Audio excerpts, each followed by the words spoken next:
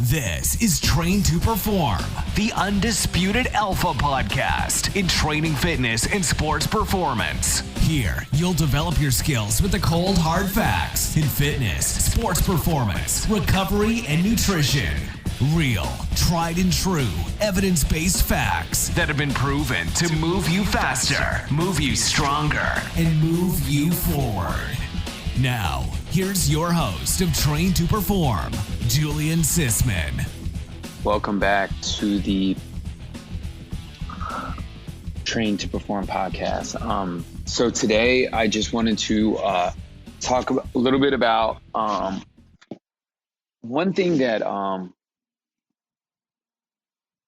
guess two things. They tie in together. One is obesity and nutrition is the other topic. I think they go hand in hand with a lot of people not really understanding, why they're obese and sort of, I don't want to get really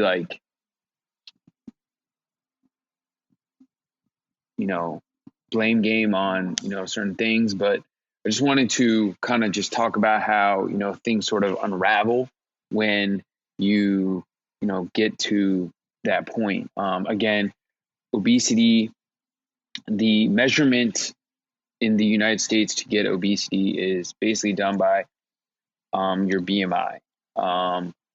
Again, so certain people, their body mass index, depending on, how much activity they do, or no activity at all, or they could be very active and still be obese, which is pretty crazy. So it's based on your body mass index, and the calculation for that is basically your height over your weight. And so then that kind of determines your BMI. In your BMI, there's 4 different categories. You're either underweight, you're either normal weight, you're overweight, or obese. So if you're overweight and obese, you're basically a 25 and over plus. If you are above 30, you are obese. Typically, the person's, significantly heavier based on their height. And that's basically, how the calculation is determined. But one thing about obesity, though, is it can be not calculated, but just misused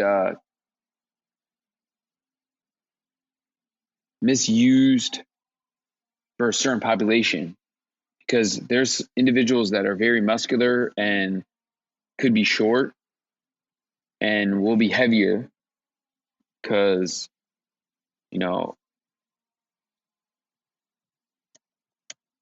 because they're muscular. The composition of their body is what is the game changer, because muscle is much denser than fat, which means muscle occupies less space compared to fat, which means muscle has a leaner appearance due to its density. So it's like, it's very together versus fat where it occupies more space. But on that note, so what I'm trying to get at is, if you are very lean, muscular, and your height is, you're 5'5", you're more stocky and more muscular, then in your body, your BMI could be you're obese. So it's a very it's a fine line to determine who's obese and who's not. That's why the numbers in the United States could be, it's really unless there is a way to determine the body composition of those people that are obese, and saying that, okay, so if their body fat percentage is a certain number, then they're obese. If someone's body fat percentage is less than 10%, obviously they're not obese. So that's where you can draw a line. But in the United States right now, obesity is a huge concern. And I'm not going to blame anybody. I'm not going to blame anything. But I think a lot of it comes down to not only just like ourselves, comes our environment, what we see on TV, what we see other people doing. We got to, and, a lot of people want to, follow everybody else, which is fine. I totally get it. But you got to understand that, at the end of the day, like our health, our body, we only have one life. So a lot of people, I feel, just kind of just let it go because of a few things. Like there's some kind of previous emotional thing that happened to them, and they feel great when they eat. And then when it might come back to them, if like an episode happens, they get a trigger, and that trigger, leads them to, eating or whatever, drinking or whatever. Because again, drinking alcohol can also, be counted as calories or food, which could lead to obesity. But I think another thing is, we don't take control of ourselves, period. Because at the end of the day, we want to do things with our friends and hang out with our friends and do, what we want to do, so you go out with your friends, you eat, you do everything that they do, and, you're having a good time. That time goes by and you realize like, like, I'm gaining weight or whatever. I'm not saying it's irresponsible. I'm not saying, it's a good thing, it's a bad thing or whatever. But I'm saying is, sometimes we want to compare or want to do things that our friends do, want to eat, whatever. But we got to understand that every single person is different. How food reacts to every single person is different. And we can't use food as like,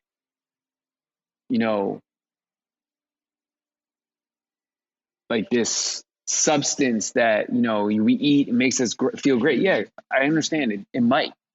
But you got to understand that food should be more used as a way to fuel yourself or, exercise, or fuel yourself for, a certain lifestyle.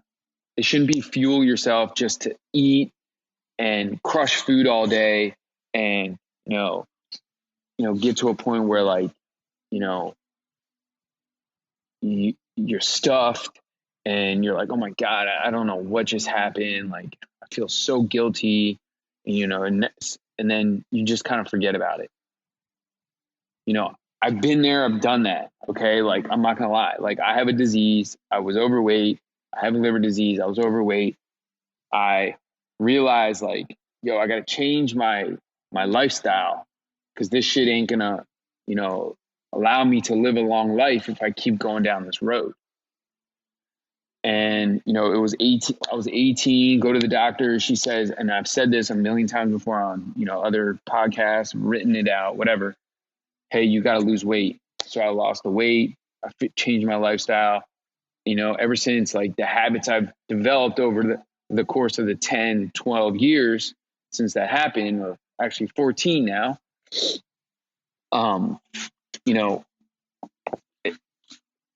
I've had control over my disease, no issues, everything is stable. Okay. And I feel a lot better about myself.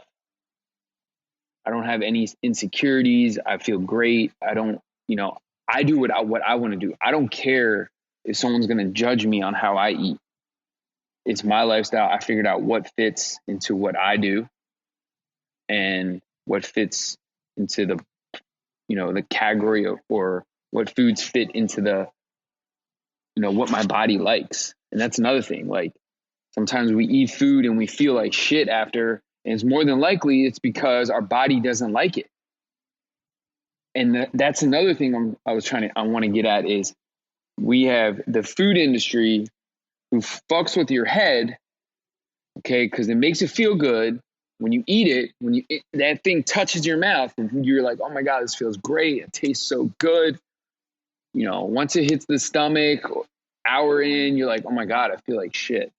It's more than likely, it's probably something you don't want to eat or your body doesn't want you to eat. But the thing is that you forget about it and then you eat it again. And then you eat it again and it becomes a pattern. You don't realize it until, honestly, most of the time something happens. Either some kind of disease, illness, or you just get sick from like whatever is built up. And this goes back to the beginning of the conversation about obesity. We're in this time of, uncertain times where we have this disease that's going around. We have no idea how it's hitting everybody. Obviously we know how it's contact, like, you touch something, whatever. Okay. But the thing about it is there's been research out that talks about how obesity has been one of the biggest issues with the COVID-19 and how it has, killed a lot of people that are, very young. They shouldn't be dying at a young age. Okay. And it should raise eyebrows for a lot of people because, a poor diet is going to lead, like, over time. It's not just that, like, once you eat it that, like, oh, tomorrow you're going to get like sick. It could happen if it's like raw or whatever. But when it comes down to food, it takes time. It's like, like the bank account analogy, like the compound of eating bad food. It might not hit you 5 years from now. It might not hit you 10 years from now. It might hit you 15 years from now from what you ate 15 years ago. And you don't realize it because it's just inside you, just building up. Okay. And, I'm not just saying it. This is, like, because of the COVID disease, like, everyone's dying, like, of obesity. Because of obesity, everyone's dying from COVID. But I'm just stating, some research that's come out. But what I'm saying is, at the end of the day, you've got to understand that you have to take personal responsibility in what you are doing on a daily basis, especially when it comes to eating and what goes in your mouth. And on top of that, like, are you active? Are you, doing other sort of wellness things like meditations? Are you doing, mobility work for, yourself? Are you just working out, lifting and just, that's it? Or are you doing cardio to help maintain your cardiovascular? I mean, because this disease is also harming people's cardiovascular. I'm not saying that weight training doesn't help that, but it's a good thing to do to maintain your cardiovascular system. So at the end of the day, like, I think a lot of, issues that happen to people is because we want to compare ourselves to others instead of sitting down and realizing, like, yo, I need to get my shit together. I know that there's something going on because, I'm not feeling well all the time. I'm low on energy. I have bad eating habits. I don't work out or something like that. Because all those things will at one point possibly lead to some type of illness underlying that, sometimes is building up and just building up inside you. And it might not get detected from the doctor on your yearly visit, this year, next year, 2 years from now. But it might be in year 3 years from now, you go to the doctor and something could happen because of what you did 2, 3, 4 years ago. Okay. A lot of these things that are happening, obesity, high blood pressure, it's not an overnight thing. It's like anything else. There's no overnight success. This is not overnight illness unless it's like a bug that's, going to get you sick. It's the virus, flu virus or whatever. Like those things can happen overnight because that's how fast they act. But certain other illnesses like diseases takes time. Okay. Over time, it's gonna impact your life. It's the same way you can do to reverse it. If you have high blood pressure, if you're diabetic, type 2 diabetes, if you're, whatever illness, majority of that comes down to lifestyle and nutrition and exercise, mindfulness, little things that you can take control of. It's not the guy next to you or the girl next to you, your daughter or whatever, or your son or your husband. It's your responsibility to make that change. And if people don't like it, those people either need to understand, what you're trying to do, and you need to explain to them, hey, this is my lifestyle. I don't like it. And you need to sit down and write yourself up a promise note, a detailed goals, hey, in the next few weeks, I'm going to do this, a plan, how you're going to act, and then go from there. Because a lot of sicknesses and a lot of disease and illness in this country, I promise you, can be reversed if the majority of the people take responsibility in their actions, and sit down and realize what's going on. Because most of us, we are on this rat race every single day, just turning our wheels and just going, doing the next thing, instead of, okay, I need to realize what's going on. Why am I, maybe overweight? Why am I stressed out? Why am I doing this? Why am I doing that? Look, here's for an example. I realized, 3-4 weeks ago, I was, going too hard in the gym and, it's really screwing up my body. Took the time off, realized, okay, well, this is what I need to do. I need to restore my body and slowly get back into it, not plunge in and drown myself in weight training again like I was, a few weeks ago.